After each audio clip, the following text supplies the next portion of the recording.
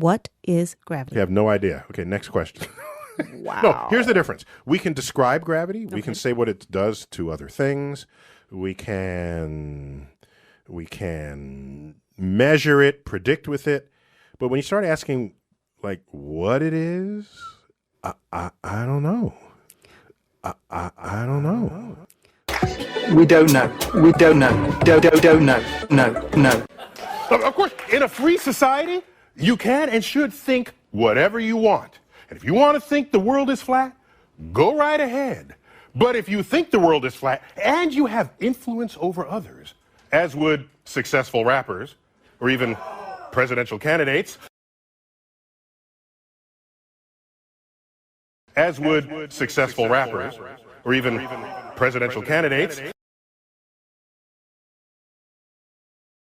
then being wrong becomes being harmful to the health, the wealth, and the security of our citizenry. Then this gigantic universe of ours doesn't care about us. We are nothing, absolute nothing.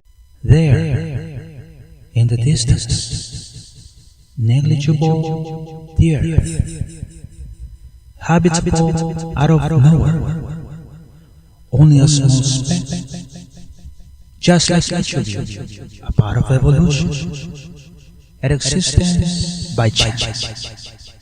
You are nothing more than caterpillars.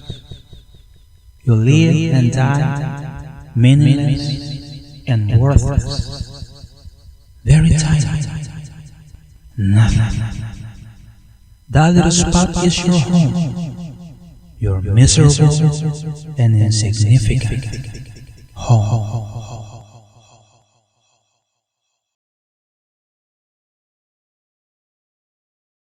Imagine a billion, a trillion, the mind goes crazy.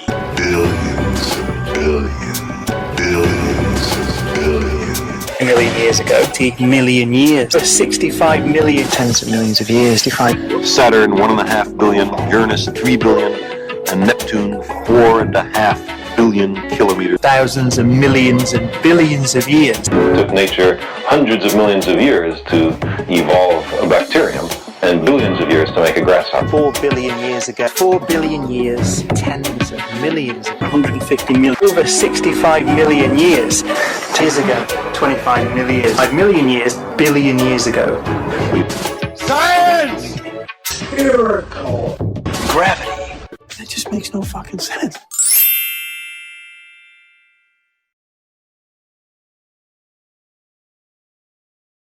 So the problem with cosmology is that we keep inventing theories.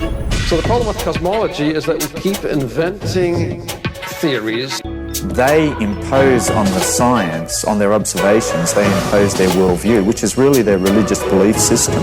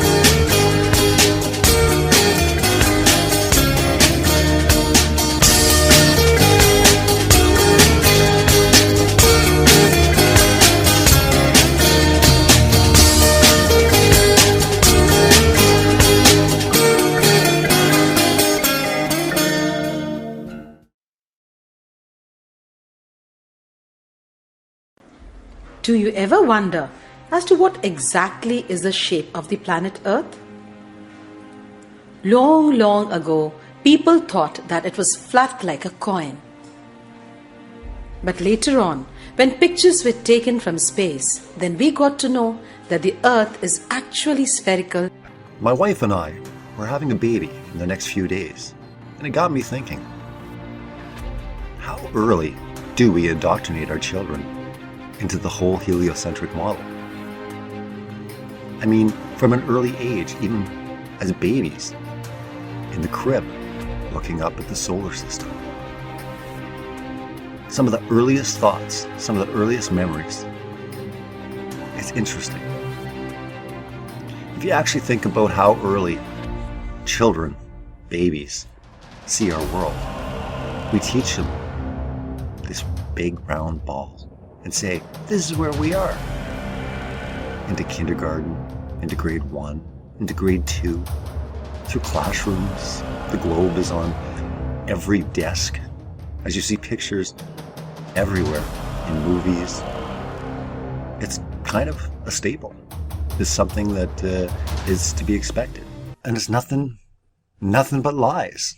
We continually teach our children these lies. We have to understand it's important to know the facts, to know the truth. But how do you teach your children? How do you teach your children when you find out that the world has lied? Look at the commercials that they present to the children. And today we got a really awesome toy today, and it's called the RC Illuminated Solar System. Our solar system formed over 4.5 billion years ago. Now you can explore the wonder of space in your bedroom with the remote-controlled illuminated solar system. 8 detailed planets orbit a glowing sun, with a full-effects educational booklet included. The RC Illuminated Solar System, another amazing toy from Brainstorm Toys.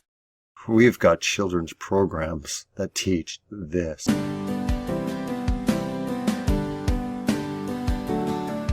I'm closest to the sun. I'm Mercury. Mercury. I'm brightest in the sky. I'm Venus. Venus. I'm your planet. I'm Earth.